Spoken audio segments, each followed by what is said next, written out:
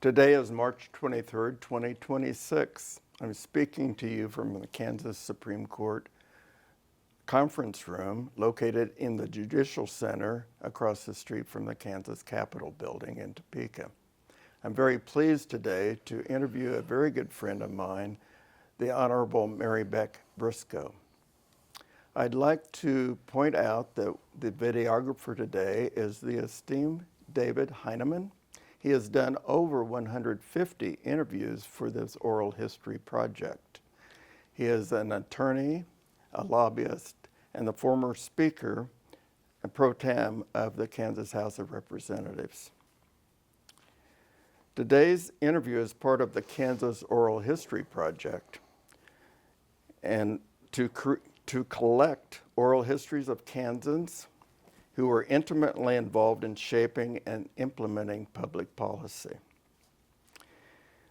The project covers the three branches of government, but in the case of the judiciary, it is called the Kansas Courts and the Rule of Law. Individuals and corporations privately fund this project. Recordings and transcripts of the oral history interviews are available free of charge to researchers, educators, and the public through the Kansas Historical Society, the State of Kansas Library, and the website ksoralhistory.org. Before I begin my interview with Judge Briscoe, I will present a very brief biography of her very extensive and impressive background and that formed her highly regarded reputation as a judge on the state and federal appellate courts. Judge Briscoe grew up near Council Grove on a farm on the edge of the Flint Hills, and in her words, her parents raised wheat, Hereford cattle, and 3 children. She graduated as valedictorian of Dwight Rural High School and graduated in 1969 with a dual major in German and international relations / political science from the Kansas University. In 1973, she earned her Juris Doctorate from Kansas University, and in 1990, she received her LLM from the University of Virginia. Several years after law school, she was an attorney with the Interstate Commerce Commission in Washington, D.C., and she left that position for 10 and plus years as a U.S. attorney, assistant U.S. attorney for the District of Kansas located in Topeka. And I should note she was the first woman to serve in that role. She was appointed to the Kansas Court of Appeals in 1984, again, the first woman to be appointed to that position.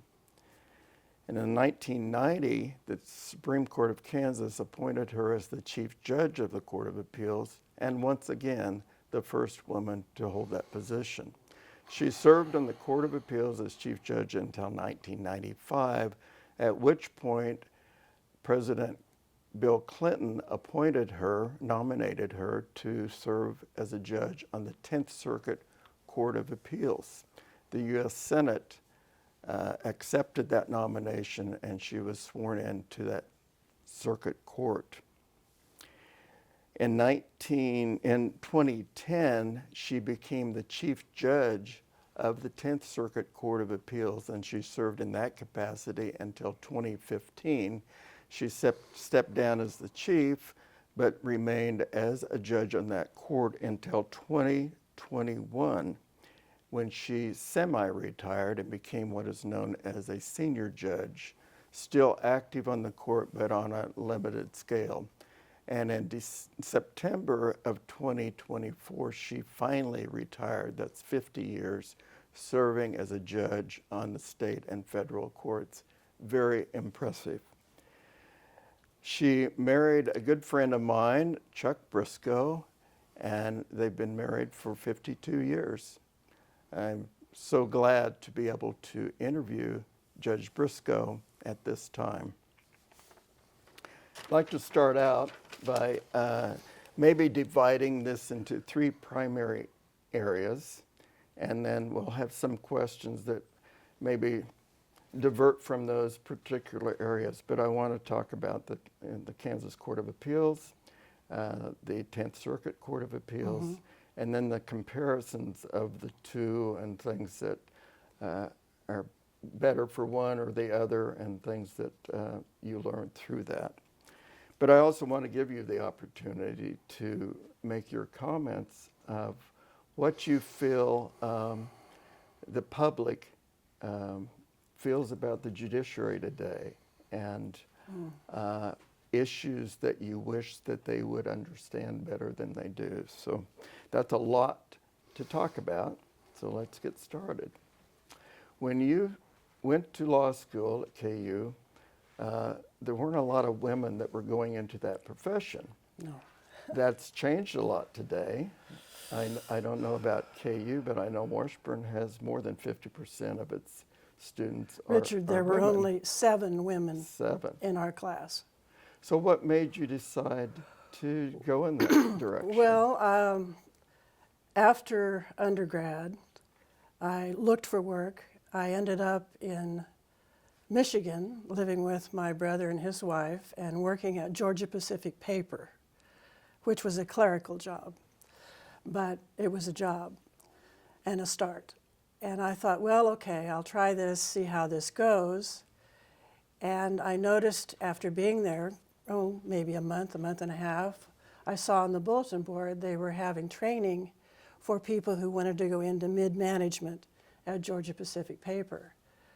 So I went to talk to one of the vice presidents, making an appointment, of course, ahead of time, and asked about the opportunity that I could have if I could participate in that program. And he looked at me and he said, well, I appreciate your interest, but we did have a woman go through this program and training, which is quite extensive and costly to the company. We did have a woman go through, and she stayed with us a little bit after that, but then she got married, had children, and quit. And we're not going to spend that kind of money on a woman again. Whoa. So I said, thank you very much, and I left. Now, all of these things that happen to me as I'm going along in life, you could call them discrimination, but actually they push you forward because you know, okay, mid-management at Georgia Pacific Paper is out of the question.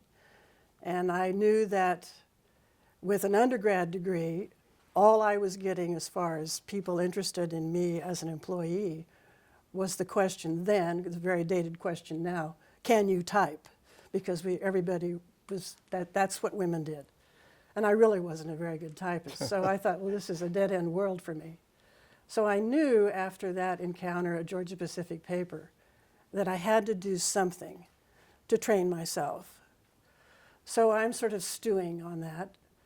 And at that time, unfortunately, my father died. And this is February of 1970. And so I come back to the farm and sit and ponder my life and think, now what? I really don't want to go back to Georgia Pacific Paper. And my mom is there. She's only 51. My dad died when he was 61. She said to me occasionally, you can't sit here all your life. So I knew I couldn't, and I didn't want to. So I thought, well, what should I do? If I were going into medicine, I'd have to start all over again. So maybe law, just a shot in the dark. And the very last minute that I could take the LSAT, I took that test, and I got into KU Law School. And that was an interesting situation because there were so few women. And it was also during the Vietnam War. And so every Friday night, numbers were called. Every eligible male had a number, a draft number. Right. And so this was the world I was in.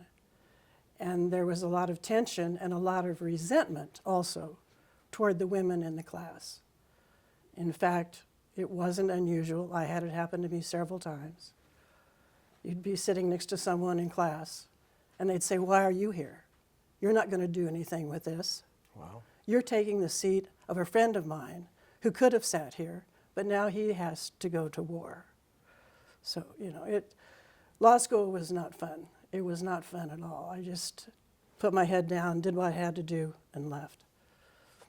And that leads right into my next question, because I know that you have been a major proponent of equalizing gender participation in the law and the judiciary, and you've done many things over the last many years, decades, to try to make that happen. Can you educate us into some of those things that you have done?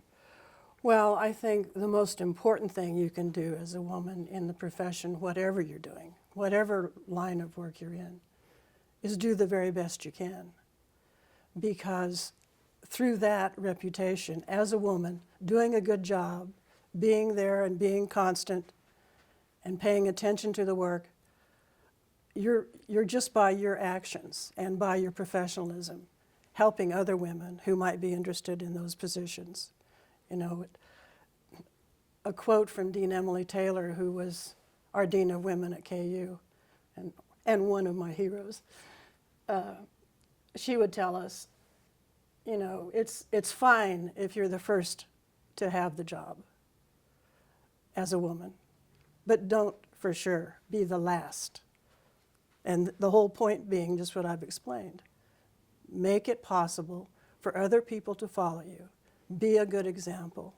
Don't be someone to say, well, we tried that once and it didn't work. Look what, that was a failure. You don't want that kind of reputation. Well, I think you were even appointed to serve on some, it was not panels, but projects that look into this particular The gender topic. bias, Yes. yeah, the gender bias task force. That was a product of the Kansas Bar Association. And at that time, you have to help me with the dates. I think we're talking probably the 80s. I think so. That was sort of the issue du jour. There were a lot of task forces across the country studying gender bias. And so it was not unusual, really, for the Kansas Bar to think, well, maybe we should look into this too. And it was interesting the way it came to me, because the powers that be in the bar had already selected a large number of people to participate in this. I think there were like 15 or 18 names. And you were co-chairing this, I was believe. co-chairing it, but when I came to this group of people, most of the people there were women that were interested to serve on the task force. And so they asked if I would do it, if I would chair it and co-chair it with Jean Lamfers, who's an attorney in Kansas City. And I said, I will, but I said, if you're planning on taking this seriously and having anyone give any credence to this report, we need a few good men. And so that's what I did. I tried to solicit people who had credibility in the bar statewide and bring them in and have them participate in our work. And our work was quite vast because we were interviewing people, law students, judges, people who were in the practice, people who wanted to be in the practice, just their experience as a woman, and also in interviewing men, what their interactions are with women, and if they even had women appearing before them, and if there were different things that they did when that occurred. And what was the result of all of that? Well, as I've said, I didn't think our issuance of the report changed the world, but I do think, given the fact that Jean and I and several other people on the task force gave presentations all across the state and spoke with judges and bar associations and students and law professors, making the point, really, we're in this together. We need to treat each other equally.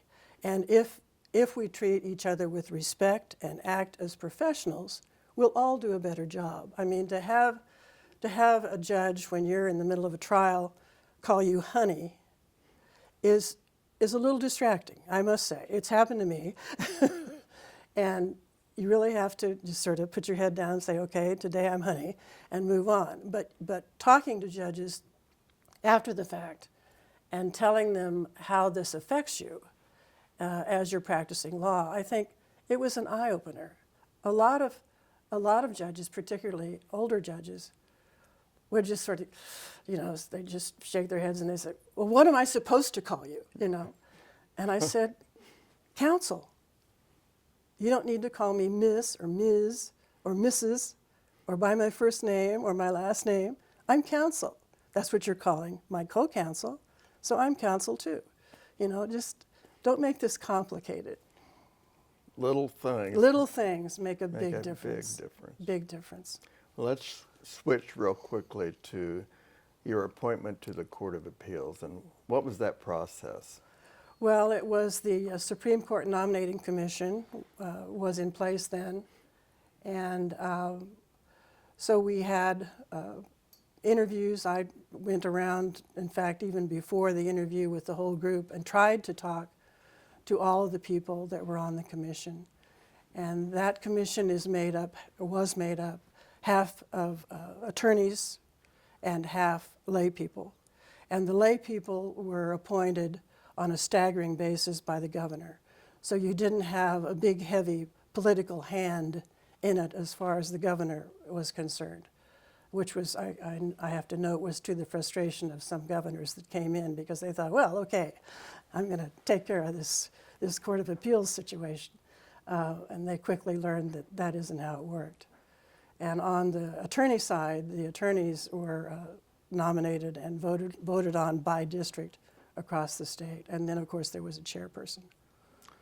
And since then, of course, the Court of Appeals makeup is statutory.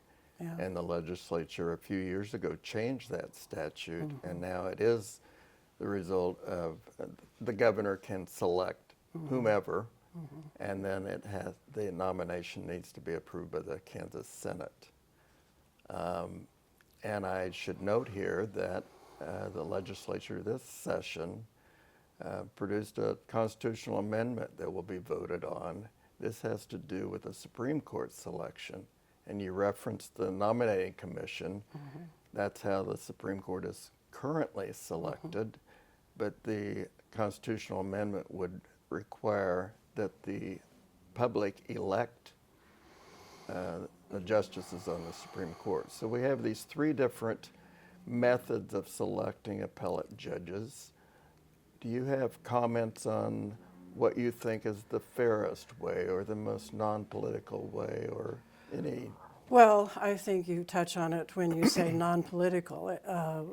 I think baseline we have to remember constantly that the judiciary is a separate branch of government. And if you're going to politicize the judiciary, I think I'll simply say all is lost because you don't have then the checks and balances that you should have. So for me, it's an easy matter to say there should be merit selection. I think that's the best way to approach it because who better would know who is a good attorney than other attorneys? I know this is a hard sell to the general public because they all think, I should have a voice in this. These are important positions. But I hope when people think about it and become more educated in the process, that they appreciate that maybe they don't know everything they should know. I mean, we don't vote on who our doctor should be. I mean, we look at other professionals and look at their view and take that and say, well, okay, they should know. They're in that line of work.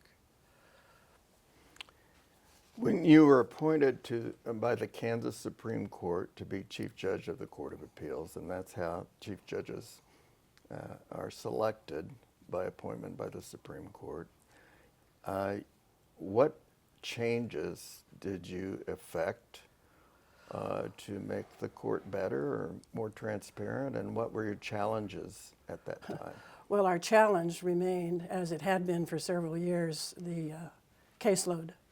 We were just drowning in work.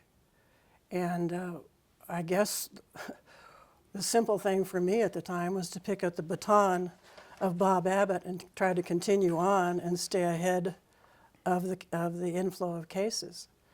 And that in itself was quite a challenge. And I think it was important and remains important, I'm sure, for the court to try to maintain good morale among the judges. We were together here every day. We functioned, I think, very differently from how the Kansas Court of Appeals functions now. We all were here every day working, and we communicated on our writing, on issues that we were having in our cases. This was BC. We're before computers. And so I felt at the time, and I still feel, that the product, being the opinion that we're producing, was much helped by that personal interaction.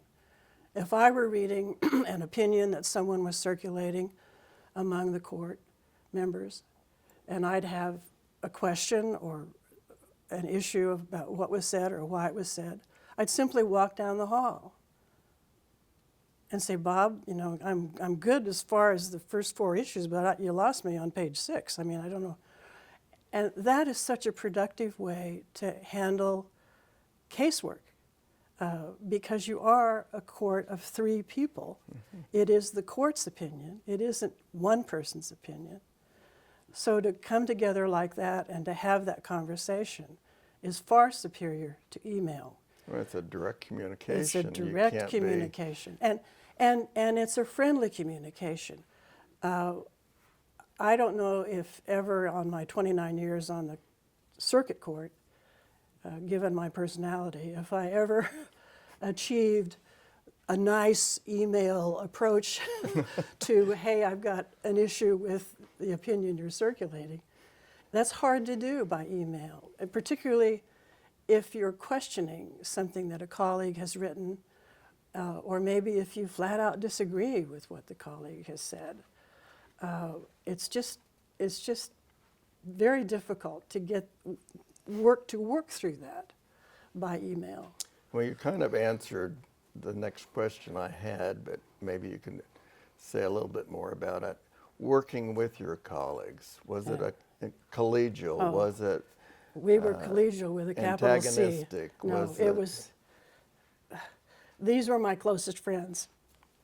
It's just that simple. And your Court of Appeals had panels of 3. Yes. And you traveled. Yes, a lot. which tips me to a little list that I made. We were hearing so many cases and trying to get through them as quickly as we could. And what was developed was called the Blitz Docket.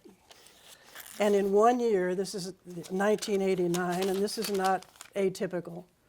Here's the list of cities that we sat in as panels. This is a panel of 3 going out, and we usually sat every 3 weeks on 15 cases. That was our diet.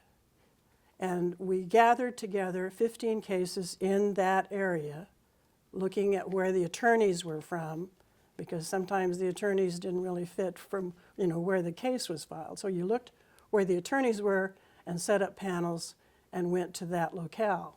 Okay, in 1989, we sat in, of course, Topeka, Wichita, and Kansas City, which we sat in a lot, and I'm sure the court presently does too, because that's where the population is, that's where you have most of your litigation. But we also sat in Dodge City, Girard, Paola, Fort Scott, Lindsborg, Hayes, Garden City, El Dorado, Hiawatha, Leavenworth, Great Bend, and Salina. Oh my gosh. And I was on the Lindsborg panel. I remember that because Bob Abbott, our chief at the time, he thought, well, that'd be fun. Mary being Swedish, we'll send her to Lindsborg. And so okay, I'd love to sit in Lynchburg, but then I said, Bob, that's all well and good, but they're not, Lynchburg is not the county seat. There's no courthouse in Lynchburg. Oh. And so we did this often. We sat on the stage at the high school. At least, set up a table for us, and the three of us marched out in our robes and heard cases and had classes attending. And it ended up being a lot of fun, as those things always are. I mean, we were out and about. People knew the Kansas Court of Appeals. They knew we worked because they saw us. Saw you. And all cases that were being heard are open to the public. That's right. They're not closed at all, which is the situation now. And when you went to Western Kansas, it was always, I mean, we were greeted like kings and queens. It was like, oh, here's pastries, here's coffee. What are you doing for lunch? You're going to talk to the Bar Association, aren't you? Well, of course, we're here, aren't we? And so the way it ran when I was there and participating, you'd have 5 cases in the morning and 5 cases in the afternoon. Then you'd stay overnight and hear 5 more the next morning, and then take out to drive home. And so we had, as far as the court is concerned, a lot of time together. And I've also, historically, with 40 years as a judge, both on the circuit and the Court of Appeals, I spent a lot of time in hotel rooms. Pretty weird way to make a living. But you did, with that travel, and you mentioned it, you're with your colleagues in the car. So there's a lot of talking there. You get to know each other very well. Right. I think the line that's been quoted as mine is, I've said that, once you drive to Liberal and you're there for a day, a night, and a day hearing cases, you get in the car and drive home. Yeah, you know each other, and you get along. You have to. You have to get along. You have to find commonality. You have to find communication. And I think, through that all, we became very close. That's great. Great to hear that. Yeah, it was fun. I don't know that the public really realizes how that works. So let's switch a little bit to the 10th Circuit Court of Appeals. How were you selected to the 10th Circuit? Well, that's sort of a secret thing, I guess. You never even know when actually there's an opening. There's no opening published. You just sort of hear by word of mouth. Judge Logan was thinking about retiring and taking senior status, at least at that time. And other people that I knew through my work as an assistant U.S. attorney in the federal system learned of that and told me about it, which was news, but it's not news that I took too seriously, because I really didn't think I was qualified to sit on the 10th Circuit Court of Appeals. That's just what I thought at the time. But I had friends, let's see, it's 3 judges and 1 clerk of the court on the federal side, who just, I would say, pestered me almost at least once a week. Have you put your name in? Have you told anybody you're interested in it? You have to be interested in this. And I said, look, I am knee-deep in casework here. I really don't have time to politic about anything right now. If it happens, it happens. But I did put my name in. And I was fortunate, I think, at the time, because the whole system at that point was not politicized. I feel, and maybe falsely so, but I think it was pretty much merit. I had the experience of being in the U.S. Attorney's Office. I knew federal law. I knew federal practice. And then as an appellate judge, I knew appellate practice and what appellate judges should do and how they should do it and how they should not do it. So that's sort of the convincing speech that I heard from my friends. They were pretty much closeted in Wichita, this blaring noise out of Wichita. So those things were my selling points, and so I tried for the position and fortunately was appointed. And then you had to, in order to get appointed, you had to visit the US Senators, is that correct? Yes. Well, once you're nominated, and the senators, of course, knew this was afoot because there was also then at that point other people who were interested. So their doors were being knocked down by a lot of folks. I was fortunate at that time that we had Bob Dole and Nancy Kassebaum as our senators. And they took these appointments very seriously. Particularly, I think, I was impressed with Senator Dole because I'm a Democrat. He's a Republican. That did not faze him. His whole mission, we need a judge from Kansas on the 10th Circuit. He was totally Kansas focused. And as Speaker of the House, this is my job, I'll get this done. And if you remember how Bob Dole worked, he got it done. And it was fun when he introduced me to the Senate Judiciary Committee at my confirmation hearing. He had his little black folder, and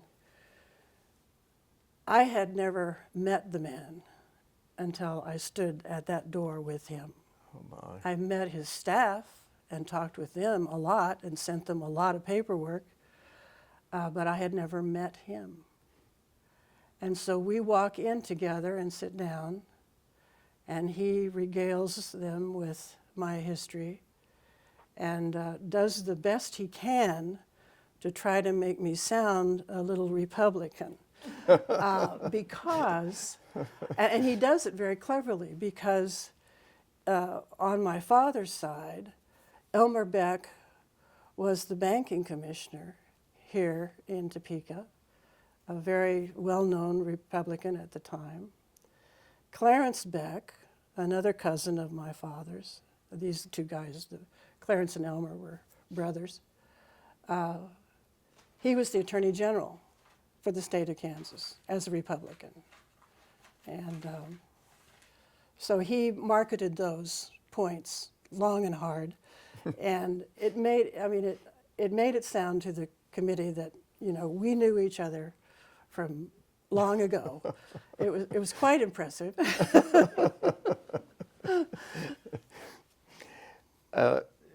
The 10th Circuit operates with panels also. Correct.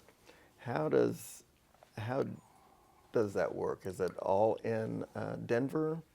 Do you travel with those panels? It is mostly in Denver. That's our home office.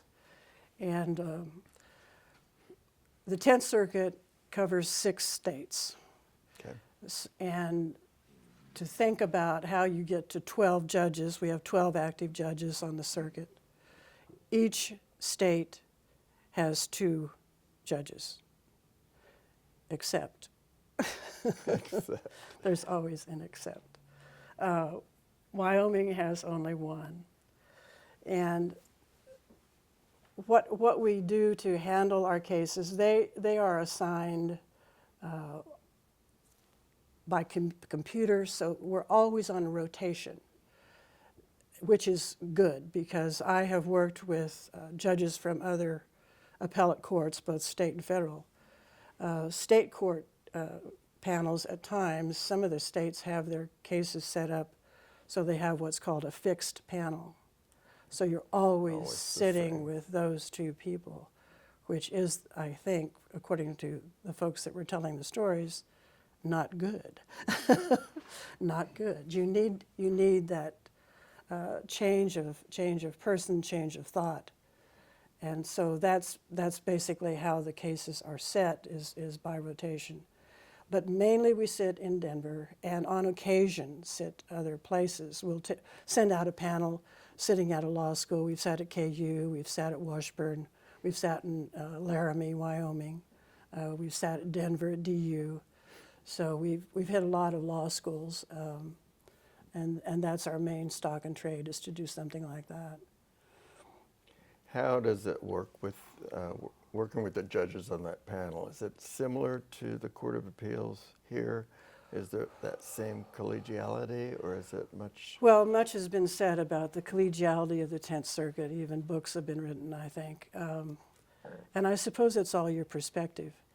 When I first came to the circuit and kept hearing this collegiality, it was always like white noise, you know, we're so collegial. I just finally said, you all don't even know what collegial is. I said, this is a drive-by shooting. Oh, gosh. I see you 5 times a year. And if I'm on a panel with you, I will see you then. It could be I won't see you 5 times a year, because at that setting, I might not be on a panel with you. And if we don't have an administrative meeting, I won't see you. And if I don't reach out and walk down the hall and try to say hello, I won't see you. So, you know, and I remember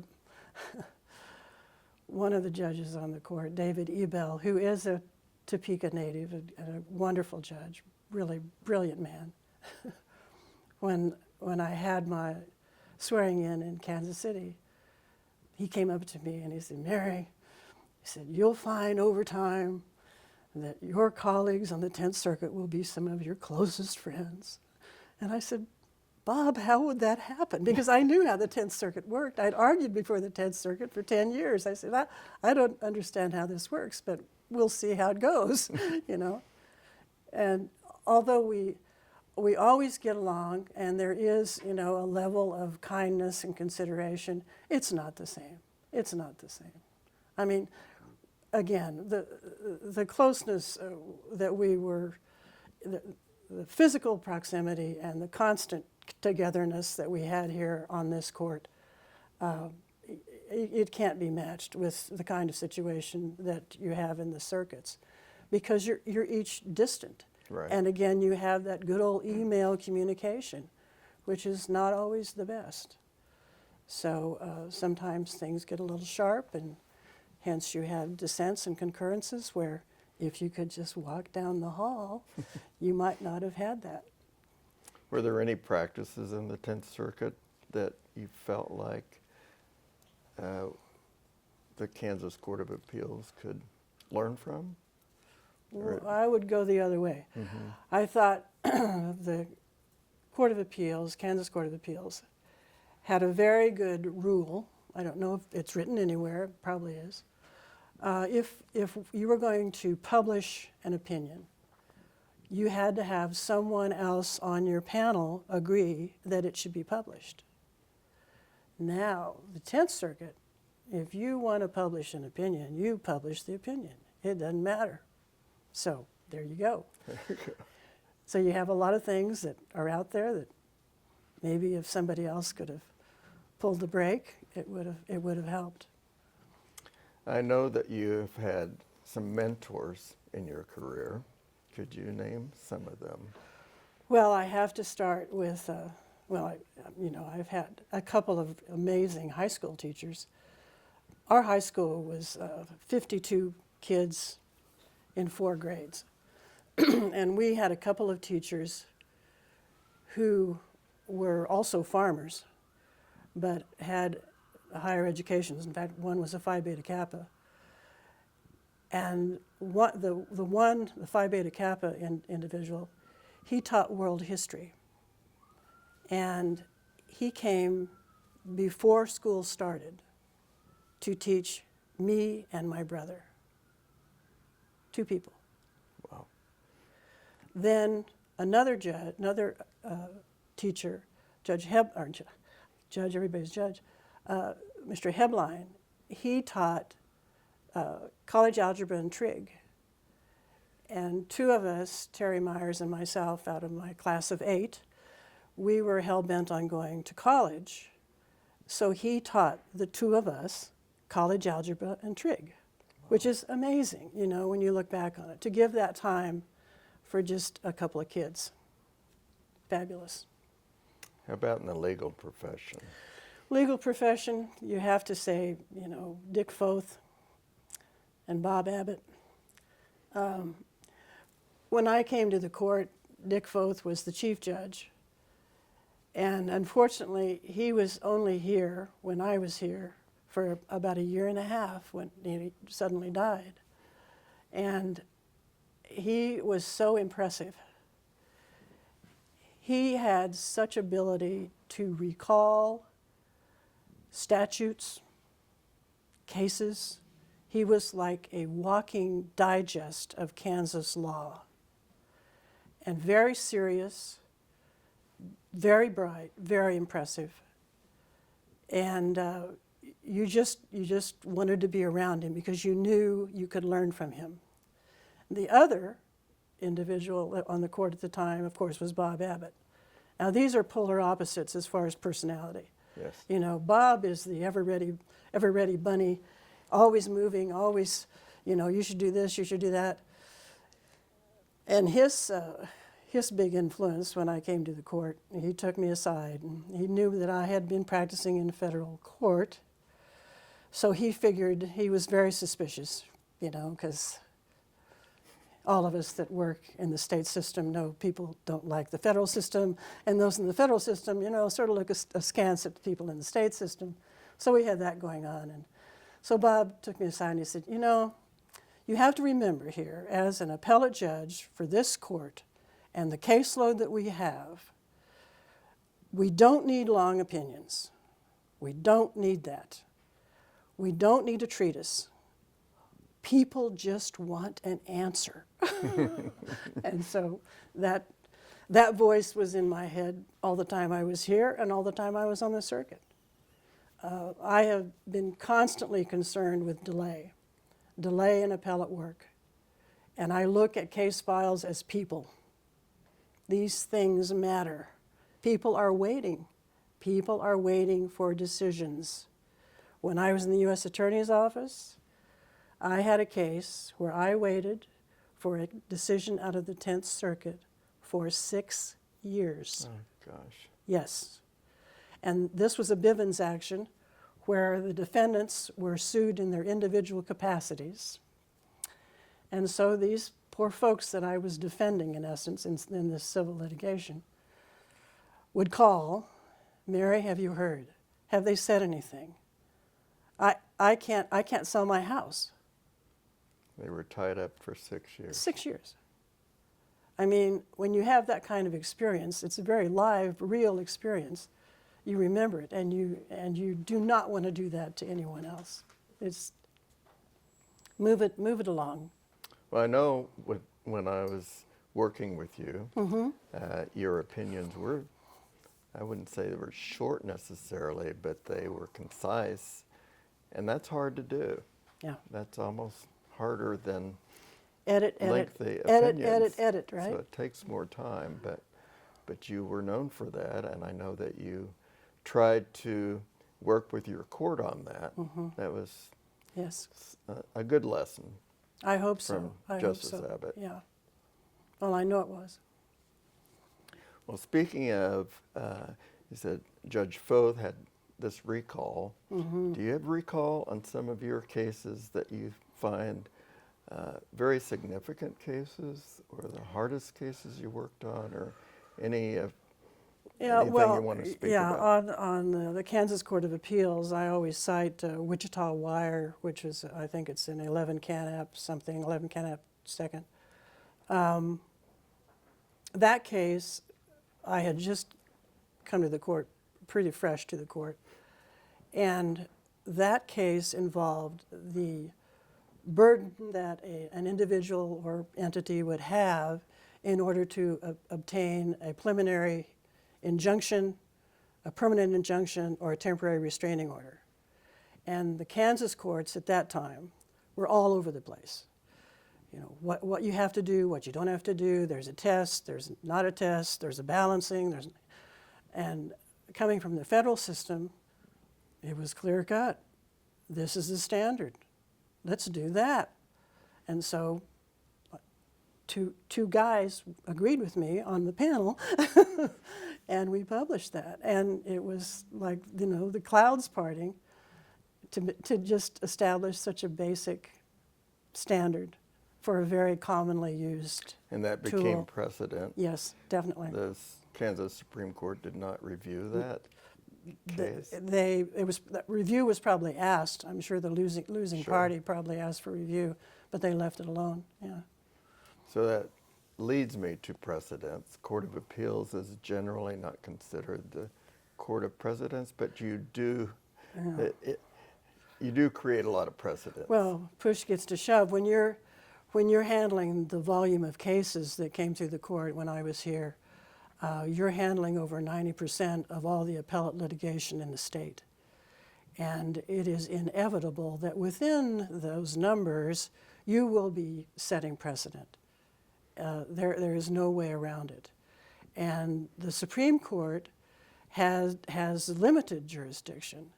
And they're required by statute to take A felonies, cases that involve life sentences, or death, depending on where we are. Yeah. And they also have to take cases where statutes were determined to be unconstitutional by the district courts. So that leaves a lot of things for the Kansas Court of Appeals, and all cases are appealable to the Kansas Court of Appeals. Isn't that a wonderful thing? I mean, Everything. Everything is appealable to the Kansas Court of Appeals. It's and that was one of the things that drove the decision to create the court, was to give the people, the litigants, the opportunity to appeal a case. And it was really rather a narrow shot before that. And so the doors were open, and we became what I always called us, the People's Court. And people were here, they filed cases, we heard cases all over the state, they knew who we were, they counted on our work, and we tried to get the answer to them as quickly as we could. So it worked, and I think we were a benefit to the state as a result. Can you comment on how you think the courts work with, this is on the state side, Court of Appeals and the Supreme Court in Kansas, the judiciary working with the governor and the legislature? My personal experience as chief judge, I had the responsibility to go to the legislature and ask for money, budget. And I will never forget the first time I went across the street. And I sort of started, chapter 5, this is what we need and why we need it. And I sort of just looked around the room, and I was just seeing blank stares, sort of like, who are you and where are you from? So the next time I went, I started at the beginning. These are the kinds of cases that we hear. And I tried to make them as connected as I possibly could to our work. We handle divorces. We handle land disputes. We handle termination of parental rights. We are in your lives every day. Just watch us, read us. This is what we do. And at that time, we did manage to get a little money from them. I don't know, somebody was convinced of something. But that was an interesting encounter for me, because you sit here and you think everybody knows what you're doing and how you're doing it. But it was obvious at that time, the Appropriation Committee had no idea who the Kansas Court of Appeals was or what we did. Hopefully that's changed. It's probably the same. Probably the same. Anytime you're dealing with money and asking for money, I think it's, Yeah. you've got to sell it. Yeah, So yeah. there's limited amounts. So Correct. do you have, we've covered a lot of territory here. I'm giving you an opportunity to make further comments on anything that you'd like to talk about that maybe I missed. Well, I have to say, I think it's pretty obvious, given from where I started, a kid out on a farm from a little school, I am very blessed to be here and to have had the opportunities that I've had. I really had no idea about going to law school or becoming a judge. All these things just happened as I've relayed. And I think perhaps that is the way it is for a lot of folks. So I just feel very fortunate that I've had those opportunities and that I've had the encouragement along the way to just keep going and do what you're interested in. I mean, that's something my father always said when I tried to cajole him into having him tell me what I should take in college, and he would always say, just take what you want to study, take what you enjoy. And so, you know, I'm all over the map. It didn't really help or narrow anything, but when you have that kind of encouragement and support, I think you just have to be very thankful that it all worked. Well, we are certainly thankful for you and Oh, all Richard, the thank you. 5 decades of public service, Yeah, well, yeah, including 40 within the yeah. judiciary. Your reputation is very strong. I've never heard anyone dispute your work ethic, your brilliance, your ability to write. And as you stated earlier, your dedication to the law and wanting to make sure that opinions are delivered as quickly as you can. There's a lot there, and I know you spent a lot of time. You spent a lot of time, way past 8 to 5. That's for sure. That's right. So I want to thank you for this interview. It's been a great pleasure of mine. I want to thank you on behalf of the citizens of Kansas for all that you've done. And thank you, Richard, for being the reporter of decisions for the 11 years that I was on the Kansas Court of Appeals. And I never could understand why some of my colleagues on the court would say, oh, I'm not going to change that. Richard says I should change that. And I, you know, you're crazy. Richard knows. If you want things to read well and read smoothly, take his advice. So thank you. Thank you. Enjoyed working with you, and of course Thank I you. enjoy being your good friend. Thank you. Ditto. And we